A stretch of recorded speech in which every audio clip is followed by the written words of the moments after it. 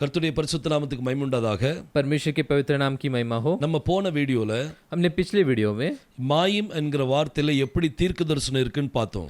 Mime ये शब्द के अंदर कैसा भविष्यवाणी है वो அத देखा। கர்த்தர் எப்படி தண்ணீரை ரெண்டா பிழிக்கிறார் அப்படின்னு சொல்லி பார்த்தோம். परमेश्वर ने कैसे पानी को दो भाग किया वो हमने देखा। அதுல 5 தடவை கர்த்தர் பிரிக்கிறாரு. उसमें परमेश्वर 5 बार ये करते हैं। இப்போ இத நம்ம ஒண்ணா நம்ம பார்க்க போறோம். अब इसे हम एक एक करके देखेंगे। முதலாவது காரியம் முதலாம் அதிகாரத்துல அவர் செய்றார்.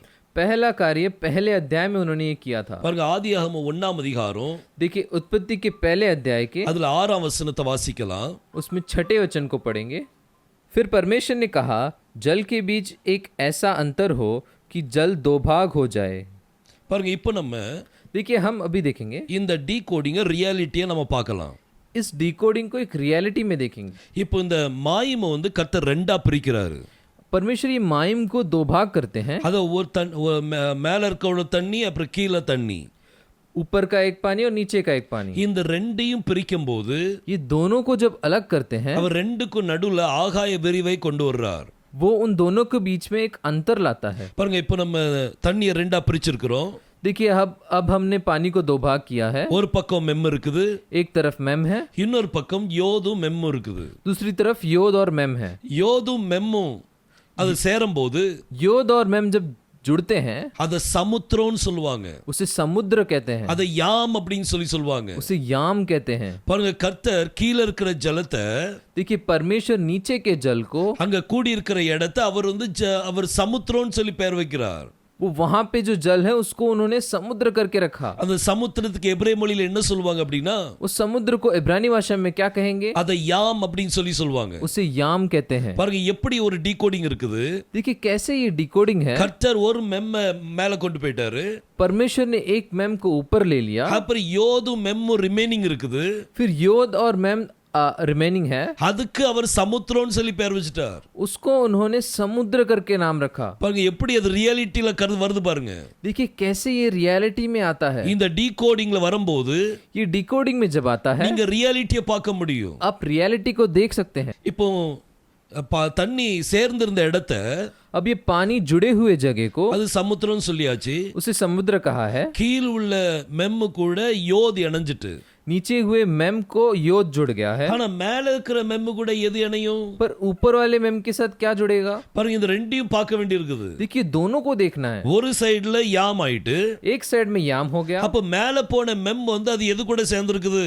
फिर ऊपर जो मेम गया है वो किससे जुड़ गया है? பாருங்க, ஒரு வசனத்தை வாசிக்கலாம். देखिए एक वचन को पढ़ेंगे। ஆதியாகமம் 1ஆம் அதிகாரம் उत्पत्ति पहले अध्याय के அதுல 8ஆம் வசனத்தை வாசிப்போம். उसमें 8वें वचन को पढ़ेंगे।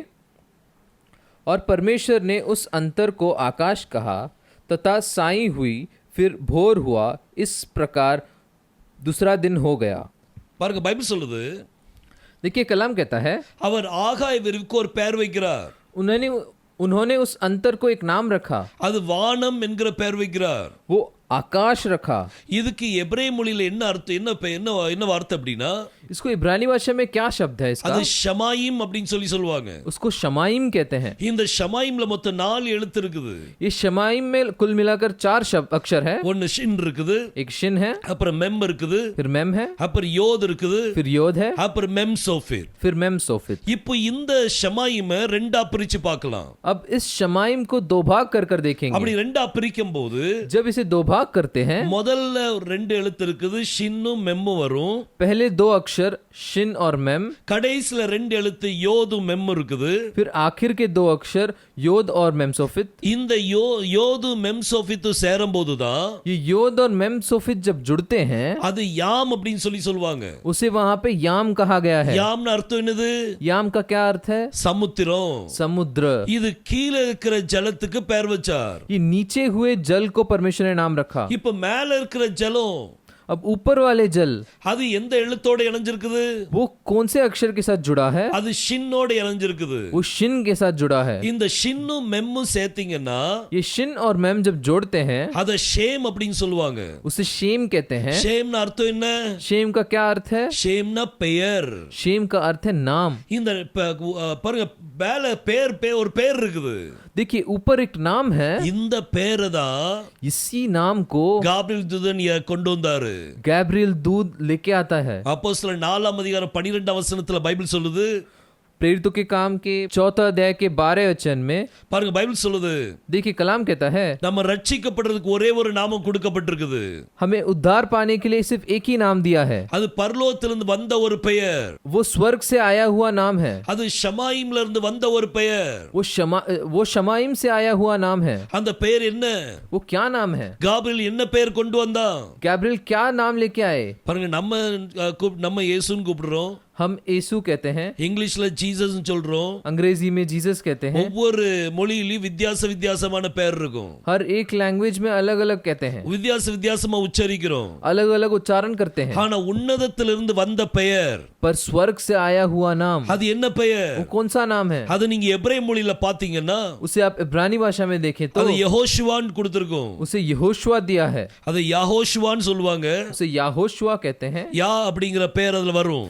या वो नाम उसमें आता அது है, கர்த்தருடைய பெயர். वो परमेश्वर का नाम है. சோ யெகோஷுவா அப்படிங்கிற பெயர் உன்னதத்திலிருந்து வந்தது. तो यहोशुआ ये नाम ये स्वर्ग से आया है. பாருங்க இந்த பெயர் இந்த ஷமாயிம ரெண்டா பிரிச்சீங்கன்னா इस शमाइम को 2 भाग जब करते हैं, கர்த்தர் எப்படி டீகோடிங்க ரியாலிட்டியா காமிக்கிறார் பாருங்க. देखिए परमेश्वर कैसे उस डिकोडिंग को रियलिटी में दिखाते हैं. காபிரியல் தூதன் பரலோகத்திலிருந்து இறங்கி வந்து गैब्रियल दूत जब स्वर्ग से उतर के आए, மரியாளை பார்த்து சொன்னார், मरियम को देख के कहे, நீ ஒரு குமாரனை பெறுவாய், तू एक पुत्र जनेगी அவருக்கு யெகோஷுவா என்று பெயரிடுவாயாக.